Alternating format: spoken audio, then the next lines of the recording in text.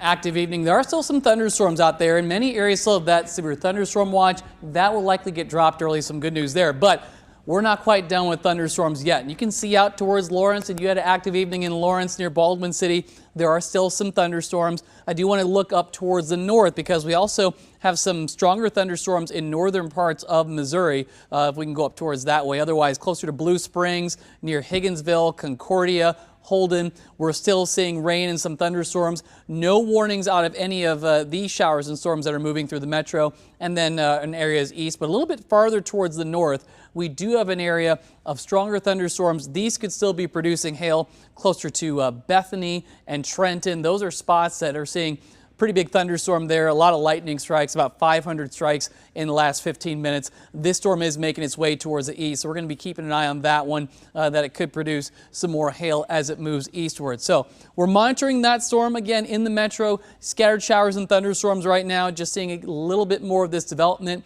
We will have some lingering showers into tonight. As far as that severe thunderstorm watch, you can still see that quite a bit of the area, including just about all the metro and most of our Missouri communities under this watch. It goes until midnight. That being said, we might see some areas get dropped from that watch early. But for now, it does go until midnight. That severe weather threat, it is decreasing. So the main area of concern is in northern Missouri, where I showed you those severe thunderstorm warnings up near the Missouri-Iowa border. Large hail is that main threat that we're going to continue to watch for. But we're not done with the rain and thunderstorms. We have more chances over the next several days. We'll go through those timelines coming up. And as Neville mentioned, it was a busy evening of storm chasing for meteorologist Nick Bender and Storm Tracker 9, especially on the Kansas side. Of note was an apparent tornado that struck the small town of Williamstown, Kansas, which is just north and west of Lawrence, Kansas on 24 highway. We went back after the tornado apparently struck the town. We saw lots of tree damage. One large section of a tree blown over and landed on the roof of one home. There were utility lines down, so there were power outages. I spoke with just a few residents there. They did not hear of any reports of injuries. That was just after 7 o'clock this evening.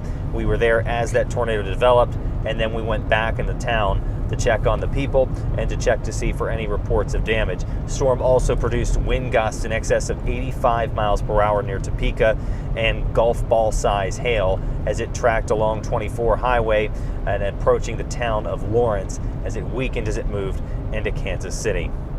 Nick Bender, KMBC 9 News. And all of these storms and rain will cause flooding issues this week. KMBC 9 Jackson Kurtz is live along the riverfront watching the conditions there. And Jackson, how is it outside?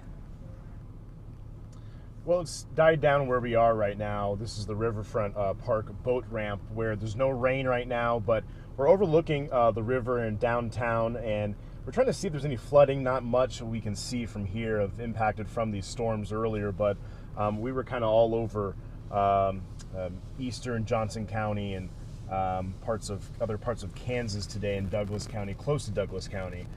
Just lots of rain we saw, lots of lightning. That's where we're not outside right now. Oh, there you just saw a huge lightning strike downtown. Hopefully somebody got a good photograph of that that was watching the skyline. So just a lot of that is what we saw today. Lightning and lots of rain, and the winds really picked up. And it was interesting driving in and out of the storm. You know, we saw kind of these really menacing looking clouds, and they kind of went away once we started to get past there. And then weirdly enough, driving to where we are right now in the riverfront, it didn't look like it rained too hard down here. So that was something that was interesting. So we were expecting to see a little more flooding situation, but not much of I see a police car behind us, so I'm not sure if there's somebody that's here not doing something they're supposed to or what's going on. But as for flooding here, not much of an issue, but we'll continue to see if there's any other issues of flooding or anything else, anybody else impacted